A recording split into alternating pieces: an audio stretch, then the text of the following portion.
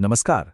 तो आज हम एक बहुत ही सिंपल लेकिन उतनी ही पावरफुल कहानी की एक-एक परत को खोलकर देखेंगे, ये समझने के लिए कि आखिर एक अच्छी कहानी बनती कैसे है।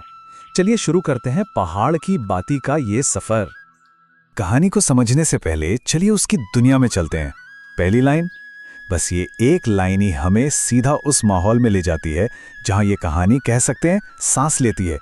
बस एक पल के लिए महसूस कीजिए वो पहाड़ की हवा और उसमें घुली हुई एक अनकही कहानी की महक। तो चलिए अब थोड़ा और गहराई में चलते हैं। देखिए, कोई भी बेहतरीन कहानी होती है ना, उसकी शुरुआत होती है एक दुनिया बनाने से। एक ऐसी दुनिया जिसका अपना एक खास माहौल हो, अपनी एक पहचान हो, और यही पहला अध्याय कहानी की नींव रखता है। और यहाँ पर सबसे मजेदार बात क्या है पता है? पहली ही लाइन से पहाड़ सिर्फ एक जगह नहीं है, वो एक कैरेक्टर है। उसे किरदार की तरह पेश किया गया है। एक ऐसा किरदार जो चुप है, सब कुछ जानता है, एक गवाह जो पूरी कहानी को अपनी आंखों से देख रहा है। ठीक है, तो अब कहानी आगे कैसे बढ़ती है? अब आते हैं कहानी में असली इंसानी किरदार, और उनके बीच का जो रिश्ता है वो धीरे धीरे पनपना शुरू होता है।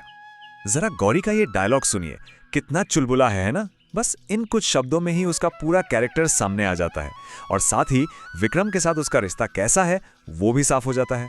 यही तो कहानी कहने का कमाल है। मतलब ये कमाल है कि कैसे बस एक छोटी सी बातचीत से ही उनके कैरेक्टर्स सेट हो जाते हैं।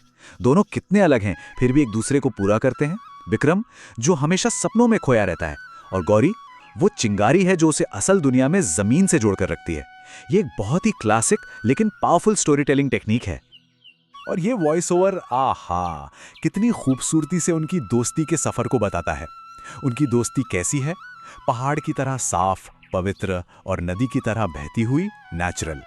ये लाइनें उनके रिश्ते की मासूमियत को पूरी तरह से कैप्चर कर लेती हैं। तो सब कुछ अच्छा चल रहा है, और फिर कहानी एक बहुत ही जरूरी मोड़ पर आती है। वो मोड़ जहां से कॉन्फ्लिक्ट यानी संघर्ष शुरू होता है। एक ऐसा पल जो इन किरदारों की जिंदगी की दिशा ही बदल देगा, और कहानी का जो मेन थीम है वो सामने आएगा। कहानी में टेंशन कैसे बढ़ता है? एक चिट्ठी से। बस एक चिट्ठी आती है और वो अपने साथ एक बहुत मुश्किल चॉइस लेकर आती है। एक तरफ है घर, अपनापन, और दूसरी तरफ है बाहर की दुनिया और वहां मिलने वाले मौके। और गौरी की ये लाइन ये उस दुविधा को एकदम सटीक तरीके से बताती है जिससे ऐसी जगहों पर रहने वाले ना जाने कितने ही नौजवान गुजरते हैं। जड़ों को चुने या फिर भविष्य को, ये वही संघर्ष है। अब विक्रम का जवाब सुनते हैं, और इस जवाब का विश्लेषण करना बहुत जरूरी है क्योंकि ये बहुत इमोशनल है, और इसमें जो शब्द हैं उससे कहीं ज्यादा गहरा मतलब उन शब्दों के पीछे छिपा है, जिसे हम सब टेक्स्ट कहते हैं। तो यहां पर छिपा हुआ मतलब क्या है? विक्रम सिर्फ ये नहीं कह रहा कि पहाड़ इंतजार करेगा, नहीं, वो असल में अपने दिल की बात कह रहा है। वो अपनी फीलिंग्स को पहाड़ के साथ जोड़ रहा है, जो हमेशा वहीं रहता है। असल में वो कह रहा है, मैं तुम्हारा इंतजार करूंगा। और ये सीन एक ऐसा सवाल खड़ा करता है जो हम सबसे जुड़ा है, एक यूनिवर्सल सवाल। किसी सपने को पूरा करने की कीमत क्या होती है? उसे पाने के लिए क्या-क्या पीछे छोड़ना पड़ता है? ये एक ऐसा सवाल है जो इस कहानी को हमारी अपनी जिंदगी से जोड़ देता है। चलिए अब कहानी के सबसे इमोशनल हिस्से की तरफ बढ़ते हैं, विदाई का सीन।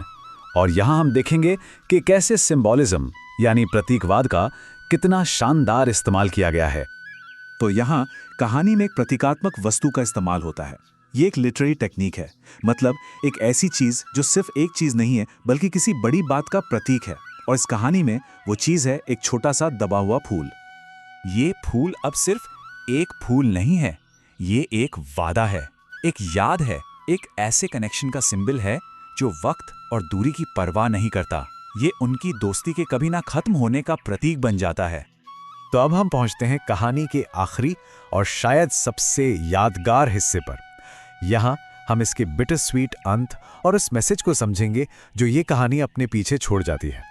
कहानी का अंत बिना किसी डायलॉग के, बस एक इमेज, एक बहुत ही पावरफुल विजुअल। विक्रम अकेला खड़ा है, एक खाली सड़क को देख रहा है। ये अकेलापन, ये खालीपन बिना एक शब्द कहे दूरी और बीते हुए वक्त का पूरा एहसास दिला देता है। और फिर आते हैं ये आखिरी लाइनें जो कहानी को पूरा एक सर्कल बनाकर वापस शुरुआत में ले आती हैं कि पहाड़ जो है वो यादों का, कहानियों का रखवाला है। लोग तो चले जाते हैं, लेकिन पहाड़ और उनसे जुड़ी यादें वो हमेशा वहीं रह जाती हैं। ये आखिरी शब्द इस बात को पक्का कर देते हैं कि कुछ कहानियां और उनके अंदर की भावनाएं वो कभी खत्म नहीं होती। वो बस उस जगह की हवा में घुर जाती हैं, उसका हिस्सा बन जाती हैं। तो आखिर में ये पूरी कहानी हमें एक सवाल के साथ छोड़ जाती है। जरा सोचिए, हमारे आसपास की जगहों में, हमारे अपने शहरों, पहाड़ों, गलियों में ऐसी कितनी अनकही कहानियां दफन होंगी जो बस हवा में गुनगुनाती रहती हैं।